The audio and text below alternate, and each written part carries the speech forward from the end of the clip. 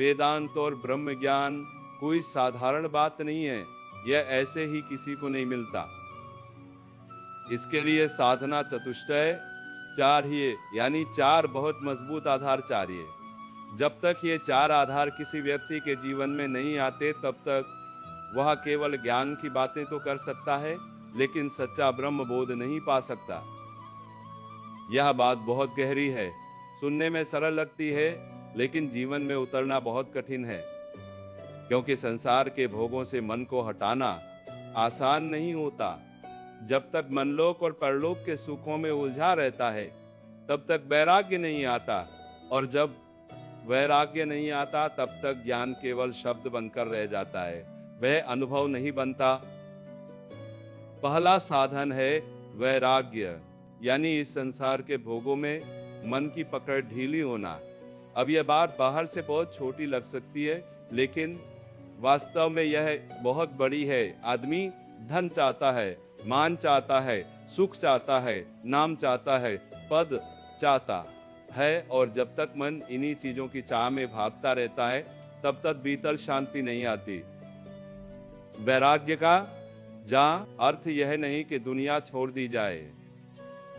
वैराग्य का अर्थ है कि मन का रस संसार से हटकर ईश्वर की ओर चला जाए। दूसरा साधन है नित्य और अनित्य का विवेक, यानी क्या सच्चा है और क्या असत्य है, इसका साफ निर्णय। जो सदा रहने वाला है वही नित्य है, जो बदल जाता है, मिट जाता है, टूट जाता है, वह अनित्य है। जब मनुष्य को यह समझ आ जाती है कि शरीर नाशवान है, धन नाशवान है, संबंध नाशवान है, पद नाशवान है, तो वह भीतर से जागने लगता है। यही विवेक है। विवेकवान वही है जिसने सच और झूठ के बीच भेद कर लिया हो। तीसरा साधन है शम, दम, उपरति, तितिक्षा, श्रद्धा और समाधान। ये 6 गुण मिलकर साधक को मजबूत बनाते हैं। शाम का अर्थ है मने को शांत रखना, दम का अर्थ है इंद्रियों पर नियंत्रण रखना, आंखें, कान, जीभ, त्वचा, नाक, ये सब इधर उधर भागते रहते हैं, उन्हें संभालना पड़ता है। उपरति का अर्थ है संसार के भोगों से धीरे धीरे मन हटाना। तितिक्षा का अर्थ है सहनशीलता। सुख आए या दुख, मान आए या अपमान, लाभ हो या हानि, साधक को स्थिर रहना चाहिए। श्रद्धा का अर्थ है गुरु, शास्त्र और संत वाणी पर विश्वास। और समाधान का अर्थ है मन को अपने लक्ष्य पर टिकाना। चौथा साधन है मुमुक्षुता, यानी मोक्ष की तीव्र इच्छा, केवल इच्छा नहीं, गहरी प्यास। ऐसा मने जो कहे कि अब मुझे इस भ्रम से निकलना है, अब मुझे सत्य को पाना है, अब मुझे भगवान को जानना है। जब तक यह तीव्र प्यास नहीं उठती, तब तक साधना अधूरी रहती है। ब्रह्म बोध के लिए यही 4 साधना बहुतराता, जो बहुतराता आवश्यक है, लेकिन प्रेम इन सब से भी ऊपर की बात है। ज्ञान का मार्ग अलग है और भक्ति का मार्ग अलग। ज्ञान में मन शांत होता है, इंद्रियां नियंत्रित होती हैं, तितिक्षा होती है, विवेक होता है, लेकिन प्रेम में यह सब और गहराई से बदल जाता है। प्रेम में साधक का पूरा जीवन प्रभु के लिए हो जाता है। उसका मन, बुद्धि, चित्त, अहंकार, शरीर, वाणी सब कुछ प्रभु की दास्ता में आ जाता है। इसीलिए कहा जाता था है कि सच्चा भक्त अपने को भगवान का दास मानता है, उसका अहंकार टूट जाता है। वह ये नहीं कहता कि मैं बड़ा हूं, वह कहता है मैं सेवक हूं, मैं आपका हूं। यही दास्य भाव है। ये भाव बहुत पवित्र है। जब मनुष्य सच्चे हृदय से भगवान की दास्ता स्वीकार कर लेता है, तब वह लोभ, भोग, पद, प्रतिष्ठा, सिद्धि और सिद्धे और मान सम्मान का दास नहीं रह जाता। इससे भी आगे एक और अवस्था है। जब दास्य भाव गहरा हो जाता है, तब उसमें दास, साथ, वात्सल्य और फिर माधुर्य जैसे भाव प्रकट होने लगते हैं। लेकिन यह बहुत ऊंची अवस्था है। ये किसी साधारण प्रयास से नहीं मिलती, यह कृपा से मिलती है। गुरु की कृपा, संतों की कृपा और आराध्य की कृपा से। मन में यह भाव आता है, वास्तव में भक्ति का मार्ग तर्क से नहीं खुलता। तर्क केवल रास्ता दिखा सकता है, लेकिन भीतर की अनुभूति कृपा से ही आती है।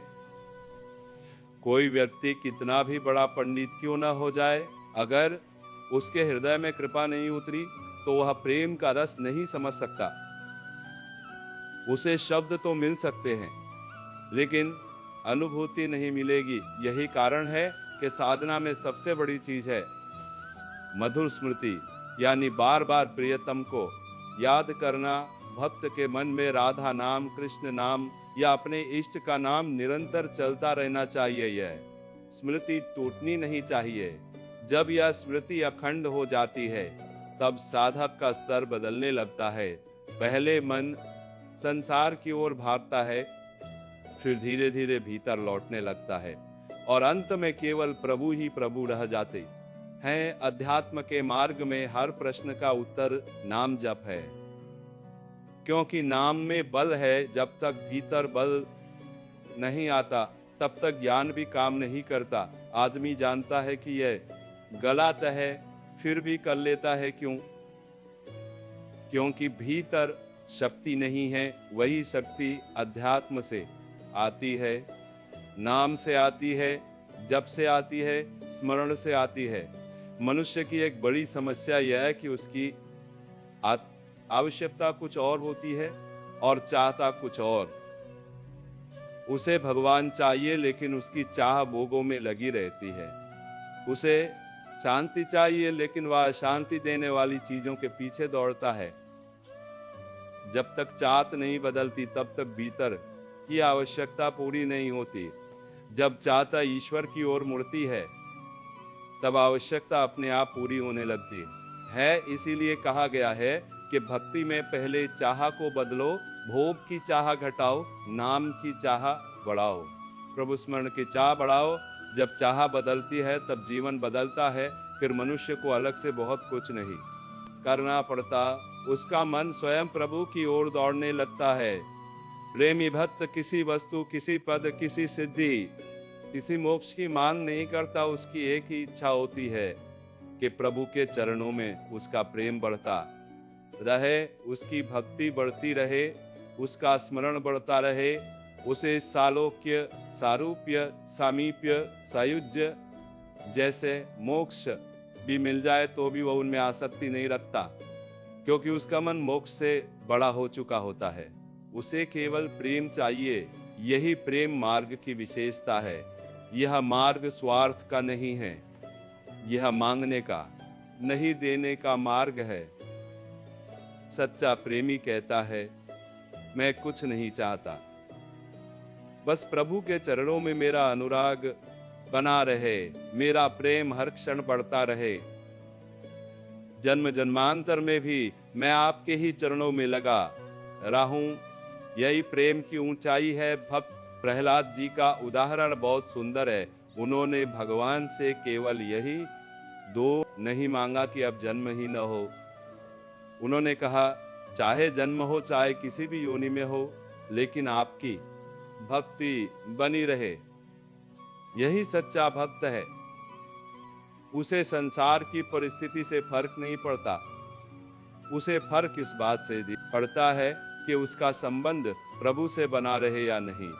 इसी प्रकार चैतन्य महाप्रभु, सूरदास जी, तुलसीदास जी और अनेक संतों ने यही कहा कि हमें धन नहीं चाहिए, स्त्री नहीं चाहिए, कविता की शक्ति नहीं चाहिए, मान नहीं चाहिए, हमें बस ईश्वर की भक्ति चाहिए, हमें बस प्रेम चाहिए, हमें बस नाम जार चाहिए। यही वास्तविक संपत्ति है। गोस्वामी तुलसीदास जी का छातक पक्षी वाला उदाहरण बहुत सुंदर है। छातक केवल स्वाति बूंद ही पीता है, वह दूसरे जल को स्वीकार नहीं करता। वह प्यासा रहकर भी अपनी निष्ठा नहीं छोड़ता। यही एकांतिक भक्ति है। भक्त भी ऐसा ही होता है। वह कहता है, मेरे लिए दूसरा कोई जल नहीं, दूसरा कोई रस नहीं, दूसरा कोई सहारा नहीं, मेरा सहारा केवल मेरा प्रभु है। चातक की तरह भक्त कष्ट, मेरा आतंक, मैं भी पीछे नहीं हटता। कभी दुख आता है, कभी बीमारी आती है, कभी अपमान आता है, कभी निंदा होती है, फिर भी उसका प्रेम नहीं टूटता। वह कहता है जो भी आए आने दो, मैं अपने प्रियतम को नहीं छोड़ूंगा। यही अनन्यता है, यही एकनिष्ठ प्रेम है, यही असली भक्ति है।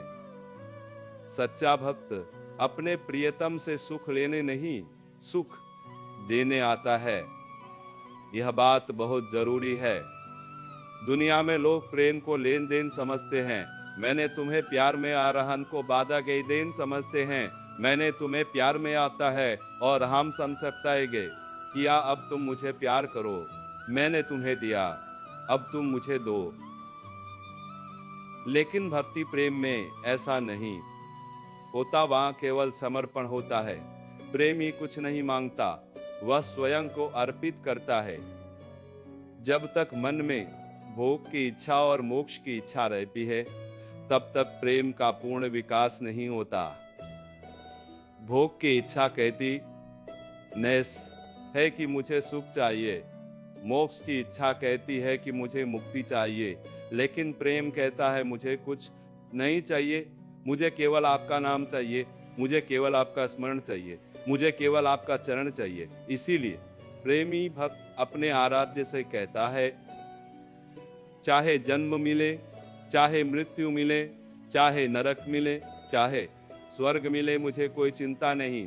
बस मेरा प्रेम न टूटे, बस मेरा स्मरण न छूटे, बस मेरा संबंध न मिटे। यही प्रेमी का आग्रह होता है। अब साधना की बात करें। साधना केवल बड़े बड़े शब्दों से नहीं होती, उसके लिए अभ्यास चाहिए। साधक को रोज कुछ समय एकांत में बैठना चाहिए, कम से कम 10 मिनट। फिर धीरे धीरे समय बढ़ाना चाहिए। उस समय कोई काम न छोड़ा हो, मन शांत हो, जगह साफ हो, शरीर स्थिर हो और भीतर केवल नाम स्मरण चले। बैठकर अपने मन को देखना चाहिए। मन कहाँ भाग रहा है, किस वस्तु की ओर जा रहा है, किस व्यक्ति के बारे में सोच रहा है, किस स्थान में अटका है, किस इच्छा में उलझा है। जब यह पता चला जाए तो तुरंत मन को वापस नाम में लगाना चाहिए। यही साधना है। मन को पकड़ना, उसे धिक्कारना, फिर से नाम में लगाना। बार बार ऐसा करने से मन शुद्ध होने लगता है। अगर मन बार बार संसार में जा रहा है तो यह समझना चाहिए कि अभी भीतर गहराई नहीं आई, लेकिन निराश नहीं होना चाहिए। साधना का अर्थ ही है बार बार लौटाना। जैसे छोटा बच्चा चलना सीखता है और बार बार गिरता है, वैसे ही मन भी बार बार गिरता है, लेकिन साधक उसे फिर उठाता है, फिर बैठाता है, फिर प्रभु के नाम में लगाता है। एक समय ऐसा आता है जब नाम में बैठते ही भीतर आनंद आने लगता है। आंखें बंद करते ही राधा राधा या कृष्ण कृष्ण की धुन अपने आप चलने लगती है। फिर साधक का मन संसार से उबरने लगता है। उसे प्रपंच की बातें अच्छी नहीं लगती, उसे व्यर्थ की चर्चा अच्छी नहीं लगती, उसे केवल नाम अच्छा लगने लगता है। यही उन्नति है। वाणी को भी साधना में लगाना चाहिए। बहुत बोलना ठीक नहीं, खासकर प्रपंच की बातें, निंदा व्यर्थ, चर्चा, झगड़ा व्यर्थ, वाद विवाद, ये सब मन को कमजोर करते हैं। वाणी या तो मौन में रहे या भगवान की चर्चा में रहे। शरीर भी व्यर्थ भाग दौड़ में न लगे, उसे प्रभु स्मरण में समर्पित करना चाहिए।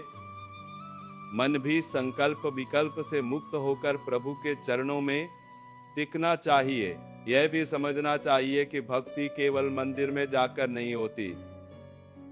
भक्ति जीवन की हर स्थिति में हो सकती है। घर में रहते हुए, काम करते हुए, सेवा करते हुए, परिवार निभाते हुए, हर जगह नाम स्मरण रखा जा सकता है। कर्म छोड़ने की जरूरत नहीं, लेकिन कर्म को प्रभु को अर्पित करना जरूरी है।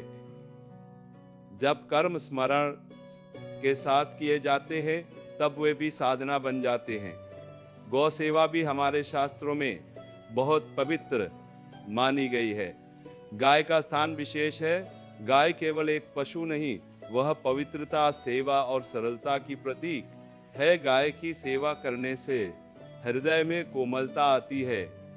जो व्यक्ति गाय की परिक्रमा करता है, गाय को प्रणाम करता है, गाय की सेवा करता है, उसका मन भी निर्मल होता है। जहाँ गाय रहती है वहाँ की ऊर्जा अलग होती है, वहाँ पवित्रता आती है, शांति आती है और भक्ति का वातावरण बनता है। शास्त्रों में यह भी कहा गया है कि गौ गोबर और गौ सेवा से स्थान पवित्र होता है। इसका अर्थ केवल बाहरी सफाई नहीं, बल्कि भीतर की पवित्रता भी है। गौ सेवा मनुष्य को स्वार्थ से बाहर लाती है, सेवा के भाव को बढ़ाती है, और जब सेवा का भाव बढ़ता है तब अहंकार घटता है। भक्ति मार्ग की सबसे सुंदर बात यह है कि यहाँ साधक अपने को कुछ नहीं मानता। वह अपने को बहुत बड़ा नहीं कहता। वह कहता है, मैं तो कमजोर हूँ, लेकिन कृपा से सब हो सकता है। यह विनम्रता ही भक्ति की जड़ है। जो व्यक्ति अपने गुणों पर घमंड करता है वह भक्ति में आगे नहीं बढ़ पाता, लेकिन जो अपनी कमी स्वीकार करता है वही कृपा का पात्र बनता है। कृपा ही सबसे बड़ा रहस्य है। कोई भी भक्त अपने बल से नहीं पहुंचता, वह कृपा से ही पहुंचता है। नाम बल भी कृपा से मिलता है, स्मरण बल भी कृपा से मिलता है, लगन भी कृपा से मिलती है, और प्रेम भी कृपा से ही उत्पन्न होता है। इसलिए साधक को बार बार यही प्रार्थना करनी चाहिए कि हे प्रभु, मेरे भीतर कृपा जगाइए, मेरे भीतर प्रेम जगाइए, मेरी स्मृति को स्थिर कीजिए। जब साधक भक्ति के मार्ग पर आगे बढ़ता है तब उसे सबसे पहले अपने मन का स्वभाव समझना पड़ता है। मन कभी एक जगह टिकना नहीं चाहता, वह हर समय नई नई इच्छाएं पैदा करता है। कभी धन की इच्छा, कभी सम्मान की इच्छा, कभी किसी वस्तु की इच्छा, तो कभी किसी व्यक्ति के प्रति आसक्ति।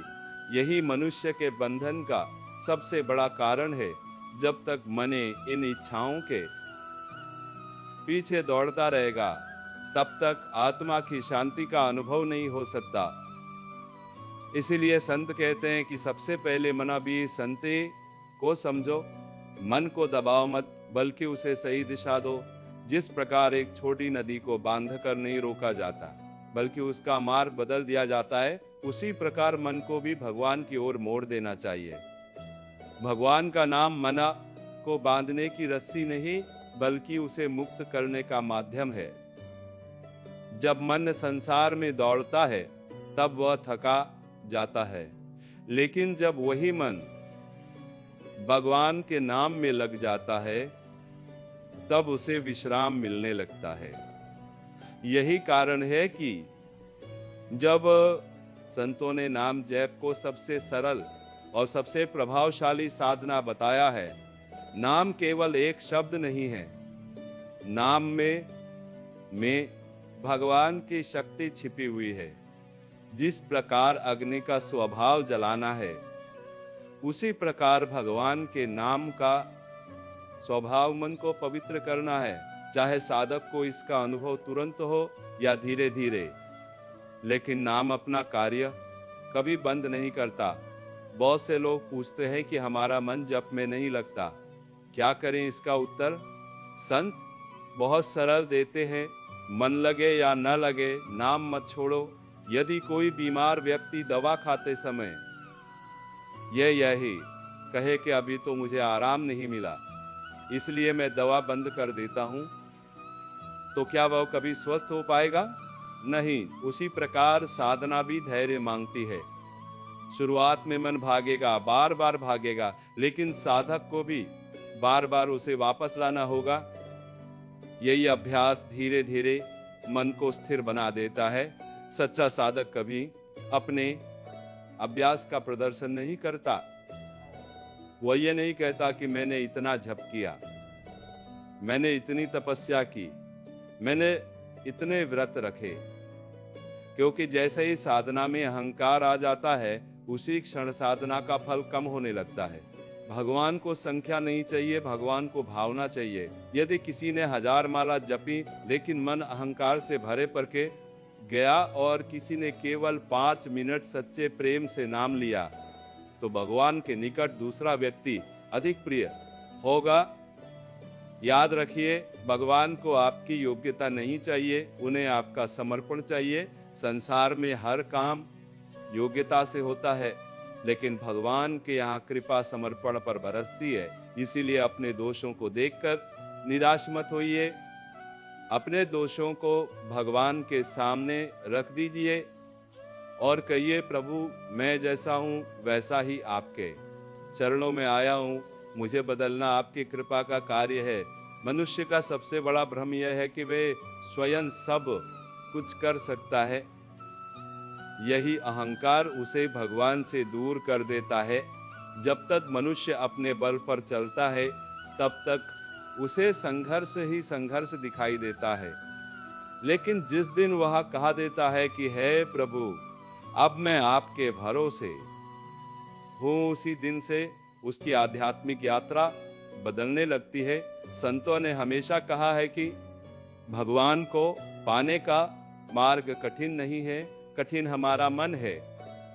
मन हर समय शर्तें रखता है, पहले यह काम हो जाए फिर भजन करेंगे, पहले धन आ जाए फिर सेवा करेंगे, पहले परिवार की जिम्मेदारियां पूरी हो जाएं फिर भगवान को समय देंगे। लेकिन यह पहले कभी समाप्त नहीं होता, जीवन बीत जाता है और भगवान के लिए समय नहीं निकल पाता। इसीलिए जो बुद्धिमान है वह भगवान को जीवन का अंतिम नहीं, पहला स्थान देता है। इसका अर्थ यह नहीं कि वह संसार छोड़ देता है, वह अपने सारे कार्य करता है, लेकिन हर कार्य में भगवान को साथ रखता है। भोजन करे तो भगवान को स्मरण करके काम करे, तो भगवान को समर्पित करके विश्राम करे, तो भगवान का धन्यवाद करके धीरे धीरे पूरा जीवन ही भक्ति बन जाता है। भक्ति का अर्थ केवल मंदिर जाना नहीं है। भक्ति का अर्थ है हर परिस्थिति में भगवान को याद रखना। यदि सुख मिले तो भगवान का धन्यवाद करना, और यदि दुख मिले तो भगवान पर विश्वास बनाए रखना। क्योंकि कई बार जो दुख हमें दिखाई देता है वही आगे चलकर सबसे बड़ा आशीर्वाद बन जाता है। भगवान की कृपा हमेशा हमारी इच्छा के अनुसार नहीं आती, बल्कि हमारी आवश्यकता के अनुसार आती है। हम जो चाहते हैं वह हमेशा हमारे लिए अच्छा नहीं होता, लेकिन भगवान जो देते हैं उसमें हमारे कल्याण का रहस्य छिपा होता है। इसलिए सच्चा भक्त भगवान से यह नहीं कहता कि मेरी इच्छा पूरी करो, वह कहता है प्रभु मेरी इच्छा को आपकी इच्छा के अनुसार बना दीजिए। जब मनुष्य की यह अवस्था हो जाती है तब उसके जीवन में शिकायतें समाप्त होने लगती हैं। वह हर परिस्थिति को भगवान की व्यवस्था मानकर स्वीकार करता है। इसका अर्थ यह नहीं कि वह कर्म करना छोड़ देता है, वह पूरी मेहनत करता है लेकिन परिणाम को भगवान पर छोड़ देता है। यही गीता का संदेश भी है। एक और बात बहुत महत्वपूर्ण है, साधना में तुलना कभी नहीं करनी चाहिए। कई लोग सोचते हैं कि अमुक व्यक्ति को भगवान का अनुभव हो गया, मुझे क्यों नहीं हुआ, किसी को ध्यान में आनंद आता है, मुझे क्यों नहीं आता। यह तुलना साधना की सबसे बड़ी बाधा है। भगवान हर साधक को अलग मार्ग से आगे बढ़ाते हैं। किसी को जल्दी अनुभव होता है, किसी को देर से, लेकिन जो धैर्य नहीं छोड़ता वह अवश्य पहुंचता है। बीज बोने के बाद किसान रोज उसे खोद कर नहीं देखता कि अंकुर निकला या नहीं, वह धैर्य रखता है, पानी देता है, देखभाल करता है। एक दिन वही बीज विशाल वृक्ष बन जाता है। साधना भी ऐसी ही है। रोज थोड़ा थोड़ा नाम, थोड़ा थोड़ा स्मरण, थोड़ा थोड़ा सत्संग, थोड़ा थोड़ा आत्मचिंतन, यही धीरे धीरे भीतर का वृक्ष तैयार करता है। सत्संग का महत्व भी बहुत बड़ा है। मनुष्य जैसा संग करता है वैसा ही बन जाता है। यदि संग संसार में उलझे हुए लोगों का होगा तो मन भी संसार में उलझेगा। यदि संग भगवान के प्रेमियों का होगा तो मन भी धीरे धीरे भगवान की ओर आकर्षित होगा। इसलिए संतों का संग केवल उनके पास बैठना नहीं है, उनके विचारों को अपने जीवन में उतारना ही वास्तविक सत्संग है। आज का मनुष्य बाहर से बहुत व्यस्त है, लेकिन भीतर से बहुत खाली है। उसके पास साधन है, लेकिन शांति नहीं है। सुविधा है, लेकिन संतोष नहीं है। कारण केवल एक है, उसने अपने भीतर भगवान के लिए स्थान नहीं छोड़ा। संसार जितना भरते जाओगे उतनी ही खालीपन की अनुभूति होगी, लेकिन जैसे ही भगवान का नाम हृदय में बसता है, वही हृदय आनंद का मंदिर बन जाता है। याद रखिए, भगवान को बड़े बड़े यज्ञों की आनंद का मंदिर बन जाता है। याद रखिए, आवश्यकता नहीं है। यदि एक व्यक्ति सच्चे हृदय से राधे कह दे तो वह पुकार सीधे भगवान तक पहुंचती है। भगवान शब्द नहीं सुनते, भाव सुनते हैं। इसीलिए नाम लेते समय मन में प्रेम होना चाहिए। यदि प्रेम कम है तो विनम्रता होनी चाहिए। यदि विनम्रता भी कम है तो कम से कम सच्चाई होनी चाहिए। भगवान दिखावे से कभी प्रसन्न नहीं होते। जीवन में चाहे कितनी भी कठिन परिस्थितियां आए, नाम का सहारा कभी मत छोड़िए। संसार के सारे सहारे एक दिन छूट जाते हैं। शरीर भी साथ नहीं देता, धन भी साथ नहीं जाता, परिवार भी एक सीमा तक ही साथ चलता है, लेकिन भगवान का नाम जन्म जन्मांतर तक साथ रहता है। यही सबसे बड़ा धन है। संतों ने कहा है कि जब मनुष्य अंतिम समय में भगवान का नाम ले सके तो उसका जीवन सफल हो जाता है, लेकिन अंतिम समय में वही नाम आएगा जिसे जीवन भर जपा गया होगा। इसीलिए अभी से अभ्यास करना आवश्यक है। जो व्यक्ति पूरे जीवन संसार का ही चिंतन करता रहा, उसके लिए अंतिम समय में भगवान का स्मरण करना बहुत कठिन होगा। लेकिन जिसने रोज थोड़ा थोड़ा नाम लिया है, उसके लिए अंतिम क्षण में भी वही नाम सहज रूप से प्रकट होगा। प्यारे भक्तों, एक बात हमेशा याद रखिए, भगवान तक पहुंचने का मार्ग बाहर से नहीं, भीतर से शुरू होता है। मनुष्य जीवन भर बाहर खोजता रहता है। कभी धन में सुख खोजता है, कभी परिवार में, कभी पद में, कभी सम्मान में। लेकिन जितना खोजता है उतना ही अनुभव करता है कि अभी भी कुछ कमी है। वह कमी किसी वस्तु की नहीं है, वह कमी भगवान की है। जिस दिन यह बात हृदय में उतर जाती है कि मेरी सबसे बड़ी आवश्यकता प्रभु है, उसी दिन साधना का वास्तविक प्रारंभ होता है। संसार का नियम है कि जो वस्तु आज नई लगती है, कुछ समय बाद पुरानी हो जाती है। नया घर पुराना हो जाता है, नया वाहन पुराना हो जाता है, नया वस्त्र पुराना हो जाता है, नया संबंध भी समय के साथ साधारण लगने लगता है। लेकिन भगवान का नाम ऐसा धन है जो जितना पुराना होता जाता है उतना ही नया लगता है। जितना अधिक जप करते जाओगे उतना ही उसमें रस बढ़ता जाएगा। यही नाम की महिमा है। मनुष्य को यह भ्रम रहता है कि मैं बहुत कुछ जानता हूँ, लेकिन जब तक अपने मन में को नहीं जाना तब तक कुछ भी नहीं जाना। जिसने अपने मन को समझ लिया उसने आधा अध्यात्म समझ लिया। मन कभी शांत नहीं बैठता। यदि उसे भगवान नहीं मिले तो वह संसार में भटकेगा। इसलिए संत कहते हैं कि मन को दौर खाली मत छोड़ो। यदि मन खाली रहेगा तो विकार उसमें प्रवेश कर जाएंगे। इसलिए उसे नाम में लगाओ, सेवा में लगाओ, सत्संग में लगाओ, भगवान के चिंतन में लगाओ। देखिए, खेत यदि खाली छोड़ दिया जाए तो उसमें अपने आप कांटे उगाते हैं, लेकिन यदि उसी खेत में किसान अच्छी फसल बो दे तो कांटों के लिए स्थान ही नहीं बचता। ठीक इसी प्रकार यदि हृदय में भगवान का नाम भर जाएगा तो काम, क्रोध, लोभ, मोह और अहंकार अपने आप काम होने लगेंगे। उनसे अलग से लड़ने की आवश्यकता नहीं पड़ेगी।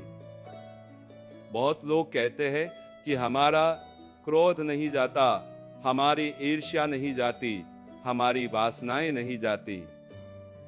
संत कहते हैं कि इनसे लड़ो मत, भगवान के प्रेम को बढ़ाओ। जहां प्रकाश आ जाता है वहां अंधकार अपने आप चला जाता है। कोई अंधकार को बाहर निकालने का प्रयास नहीं करता, केवल दीपक जलाता है। उसी प्रकार भगवान का नाम ही वह दीपक है जो भीतर के अंधकार को समाप्त कर देता है। जीवन में जो भी दुख आता है वह केवल दंड नहीं होता, कई बार वह भगवान की शिक्षा भी होती है। जब बच्चा गलत रास्ते पर जाता है तो माता पिता उसे रोकते हैं। उस समय बच्चा सोचता है कि मेरे साथ कठोर व्यवहार किया जा रहा है, लेकिन बाद में उसे समझ आता है कि यह है मेरे हित के लिए था। ठीक वैसे ही भगवान भी कभी कभी जीवन में कठिन परिस्थितियां इसीलिए भेजते हैं कि हमारा मन संसार से हटकर उनकी ओर मुड़ जाए।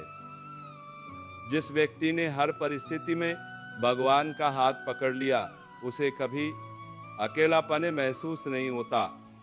लोग साथ छोड़ दे, परिस्थितियां बदल जाएं, शरीर कमजोर हो जाए, धन समाप्त हो जाए, लेकिन यदि भगवान का विश्वास बना रहे तो मनुष्य कभी टूटता नहीं। यही भक्ति की सबसे बड़ी शक्ति है। एक बात और समझ लीजिए, भगवान को पाने में सबसे बड़ी बाधा पाप नहीं है, सबसे बड़ी बाधा अभिमान है। पापी भी भगवान का हो सकता है लेकिन अभिमानी नहीं, क्योंकि पापी को अपनी गलती दिखाई देती है इसीलिए वह क्षमा मांग लेता है, लेकिन अभिमानी को अपनी गलती दिखाई ही नहीं देती, वह हमेशा दूसरों को दोष देता है। इसलिए संतों ने बार बार विनम्रता पर बल दिया है। जिस दिन मनुष्य अपने हृदय से यह स्वीकार कर लेता है कि प्रभु मैं अपने बल से कुछ नहीं कर सकता, उसी दिन भगवान उसकी सहायता करने लगते हैं।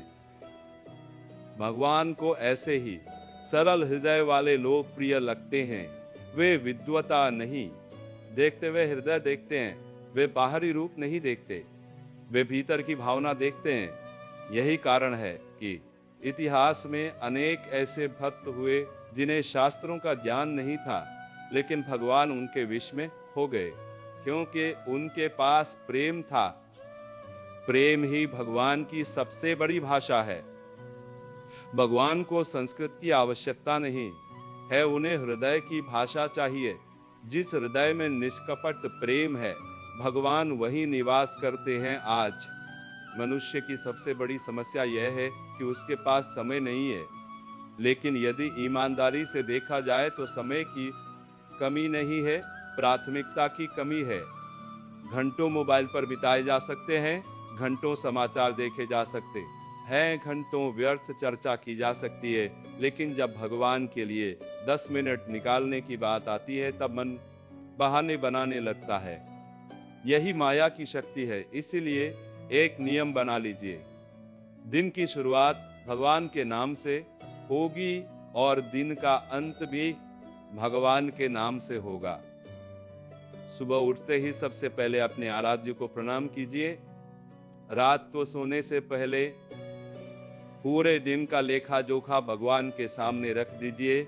जहां गलती हुई वहां क्षमा मांगिए, जहां कृपा मिली वहां धन्यवाद दीजिए।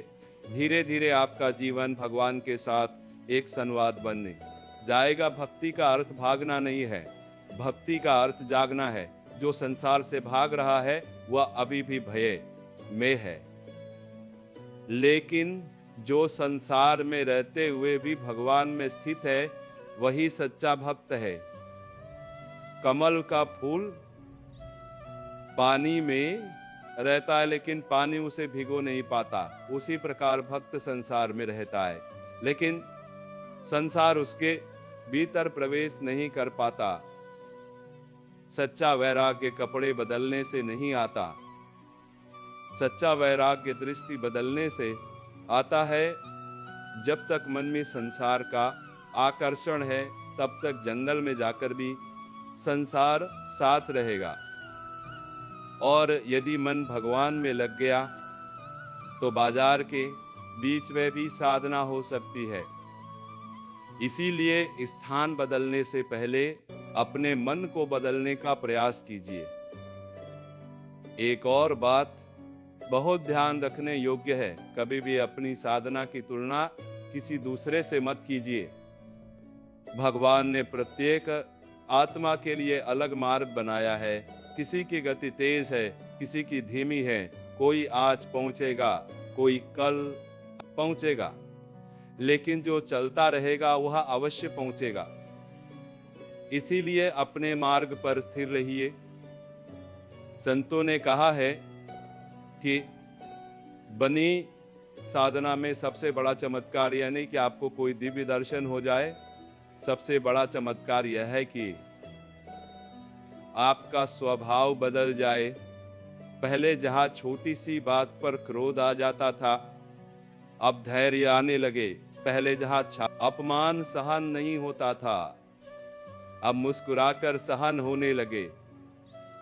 पहले जहां हर समय शिकायत रहती थी, अब भगवान का जहां पाई चरती का धन्यवाद आने लगे। यही वास्तविक आध्यात्मिक उन्नति है। यदि आपकी पूजा बढ़ रही है लेकिन आपका अहंकार भी बढ़ रहा है, तो समझ लीजिए कहीं ना कहीं गलती हो रही है। लेकिन यदि आपके भीतर विनम्रता बढ़ रही है, करुणा बढ़ रही है, क्षमा बढ़ रही है, सेवा की भावना बढ़ रही है, तो समझिए कि आपकी साधना सही दिशा में चल रही है। भगवान दूरी नहीं देखते, भावना देखते हैं। उन्हें यह नहीं देखना कि तुम कहाँ बैठे हो, बल्कि यह देखना है कि तुम्हारा मन कहाँ बैठा है। यदि मन संसार में है तो मंदिर में बैठकर भी संसार में ही हो, और यदि मन भगवान में है तो संसार के बीच रहते हुए भी भगवान के चरणों में हो। संसार का स्वभाव परिवर्तन है। आज जो अपना लगता है, कल वही दूर हो सकता है। आज जो शरीर बलवान है, कल वही रोगों से घिर सकता है। आज जो धन का अभिमान है, कल वह क्षण भर में समाप्त हो सकता है। इसलिए जो वस्तु बदलने वाली है, उसे जीवन का आधार मत बनाइए। अपना आधार उस परमात्मा को बनाइए जो कभी बदलता नहीं, कभी साथ नहीं छोड़ता और कभी अपने भक्त को निराश नहीं करता। मनुष्य का सबसे बड़ा दुख यह नहीं कि उसके पास धन कम है, सबसे बड़ा दुख यह है कि उसके मन में संतोष कम है। जिस व्यक्ति के पास करोड़ों हो लेकिन संतोष न हो, वह भी दुखी रहेगा, और जिसके पास सीमित साधन हो लेकिन भगवान का भरोसा हो, वह भी आनंद से जी सकता है। इसीलिए संतोष धन से नहीं आता, संतोष भगवान पर विश्वास से आता है। याद रखिए, भगवान कभी किसी का भाग्य छीनते नहीं हैं। वे तो मनुष्य के कान बात लेकर उसके कर्मों के अनुसार फल देते हैं। लेकिन जब कोई व्यक्ति पूरी श्रद्धा से भगवान की शरण में आता है, तब भगवान उसके कर्मों का बोझ हल्का कर देते हैं। वे दुख को भी ऐसा बना देते हैं कि वही दुख साधक को भगवान की ओर निकट ले आता है।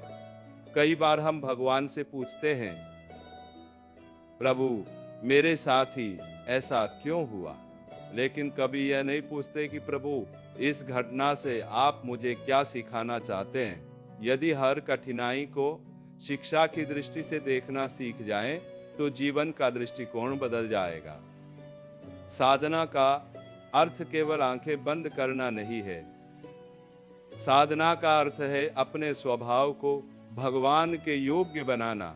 यदि कोई व्यक्ति घंटों ध्यान करे लेकिन घर लौटकर परिवार से कठोर व्यवहार करे, छोटी छोटी बातों पर क्रोध करे, दूसरों का अपमान करे, तो समझ लेना चाहिए कि अभी साधना भीतर तक नहीं पहुंची है। सच्ची साधना का पहला लक्षण व्यवहार में दिखाई देता है। जिस घर में प्रेम है वही घर तीर्थ बन जाता है। जिस घर में भगवान का नाम गूंजता है वहां कलह टिक नहीं सकाती। जिस परिवार में दिन की शुरुआत भगवान के स्मरण से होती है वहां कठिन परिस्थितियां भी एक दूसरे का हाथ पकड़कर पार की जा सकती है। इसलिए अपने घर को केवल रहने का स्थान मत बनाइए, उसे भक्ति का स्थान बनाइए। दिन में कुछ समय ऐसा अवश्य निकालिए जब पूरा परिवार एक साथ बैठकर भगवान का नाम ले। 5 मिनट ही सही, लेकिन वे 5 मिनट पूरे परिवार के जीवन को बदल सकते हैं। बच्चे वही सीखते हैं जो वे देखते हैं। यदि वे माता पिता को भगवान का स्मरण करते हुए देखेंगे तो उनके जीवन में भी संस्कार अपने आप उतरेंगे। आज की दुनिया में सबसे अधिक आवश्यकता है मन की शांति की। लोग बाहर से हंसते हुए दिखाई देते हैं लेकिन भीतर से टूटे हुए हैं। कारण यह है कि उन्होंने अपने मन को संसार की अपेक्षाओं के हवाले कर दिया है। संसार कभी किसी को पूरी तरह संतुष्ट नहीं कर सकता। यदि एक इच्छा पूरी होगी तो दूसरी किसे समन्वय, जो दूसरी किसे समन्वय दूसरी कर दे खड़ी हो जाएगी। इच्छाओं का अंत नहीं है, लेकिन भगवान का स्मरण इच्छाओं की आग को धीरे धीरे शांत कर देता है। संत कहते हैं कि इच्छाएं समुद्र की लहरों के समान हैं। एक लहर समाप्त होती है, दूसरी उठ जाती है। यदि मनुष्य हर लहर के पीछे भागेगा तो कभी किनारे तक नहीं पहुंच पाएगा, लेकिन यदि वह नाव को सही दिशा में रखेगा तो लहरें स्वयं पीछे छूट जाएंगी। यही साधना है, दिशा बदलना। भक्ति का मार्ग धैर्य का मार्ग है। यह जल्दी करने वाला अक्सर थक जाता है। जो धैर्य रखता है वही मंजिल तक पहुंचता है। जैसे वृक्ष एक दिन में फल नहीं देता, वैसे ही साधना का फल भी समय लेकर प्रकट होता है। इसलिए आज यदि मन नहीं लग रहा तो निराश मत होइए। आज यदि ध्यान नहीं डूब रहा तो हिम्मत मत हारिए।